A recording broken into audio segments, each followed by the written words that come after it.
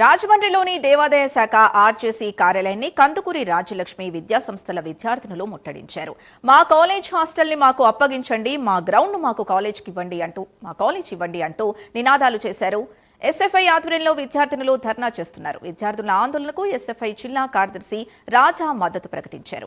December 12న Hitakarini సమాజం కొత్త పాలక మండలి కాలేజ్ గ్రౌండ్ ను స్వాధీనం చేసుకుందని అన్నారు. దీనివలన విద్యార్థులు ఇబ్బందులు పడుతున్నారని, తిరిగి కాలేజ్ గ్రౌండ్ ని ఇచ్చేయాలని డిమాండ్ చేశారు.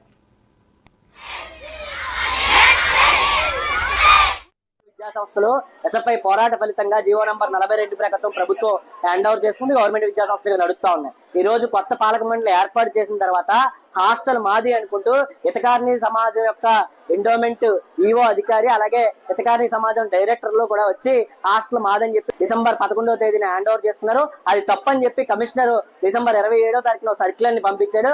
ఆ సర్క్యులర్ పంపించి ఈ రోజు దాదాపు వెంటనే ప్రిన్సిపల్ కి హ్యాండ్ ఓవర్ చేయాలని కమిషనర్ చెప్పినప్పటికీ ఈ రోజు దాకా ఎండోమెంట్ ఈఓ గానీ డైరెక్టర్ గానీ ప్రిన్సిపల్ కి హాస్టల్ హ్యాండ్ ఓవర్ చేయలేదు. అదే కాకుండా ప్రతి సంవత్సరం కూడా రిపబ్లిక్ డే ని ఈ రోజు ఘనంగా జరుపుకుంటా ఉన్న ఉమెన్స్ కాలేజ్ విద్యార్థుల్ని ఈ రోజు నుంచి మీరు ఆ గ్రౌండ్ లో అడుగు పెట్టడానికి వీల్లేదు, ఇది మాది, మేమే జరుపుకుంటామని చెప్పి హితకారిణి సమాజం ట్రస్ట్ బోర్డు చైర్మన్ సభ్యులు చెప్తా ఉన్నారు. కాబట్టి దీని మీద మా హాస్టల్ మాకు కావాలి, అలాగే మా గ్రౌండ్ మాది అని చెప్పి విద్యార్థులందరూ ఆందోళన చేస్తా ఉన్నారు. ఈ రోజు ఆ ఆందోళనకి ఎస్ఎఫ్ఐగా మద్దతు పలుకుతా ఉన్నాం. వెంటనే హాస్టల్ ని, ఆ గ్రౌండ్ ని, ఎంటైర్ క్యాంపస్ ని కాలేజీకి హ్యాండ్ ఓవర్ చేసేంత వరకు పోరాటం కొనసాగుతామని తెలియజేస్తూ,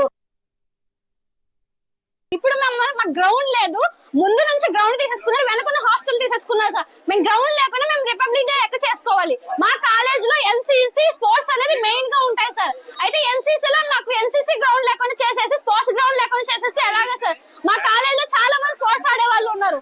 ఆ స్పోర్ట్స్ లో మాకు చాలా మెడల్స్ వచ్చి నేషనల్ వైజ్ కూడా వెళ్ళిన వాళ్ళు ఉన్నారు. ఇప్పుడు గ్రౌండ్ లేకుండా మేము ఎక్కడికి వెళ్ళి చేసుకోవాలి? ఇప్పుడు పక్కింట్లోకి వెళ్ళి మేము మీ ఇంట్లో ఉంటామంటే ఒప్పుకుంటారు సార్? అలాంటప్పుడు మా గ్రౌండ్ మాకు లేకుండా పక్క గ్రౌండ్ లో ఆడుకుంటామంటే ఎలా ఒప్పుకుంటారు సార్? మాకు ఖచ్చితంగా సార్ దీనికి సమాధానం చెప్పాలి. మా కాలేజ్ గ్రౌండ్ మాకు అప్పగించాలి, మా హాస్టల్ మాకు అప్పగించాలి. ప్రతి ఒక్కసారి వచ్చి మాకు ఇప్పుడు సమాధానం చెప్పాలి. ఇప్పుడు సమాధానం చెప్పేదాకా మేము ఇక్కడ నుంచి లేక మాకు సమాధానం చెప్పాలి. మేము ఇదంతా జరిగే వరకు మేము ఇక్కడే కూర్చుంటాం సార్. సార్ వచ్చి మాకు సమాధానం చెప్పాలి.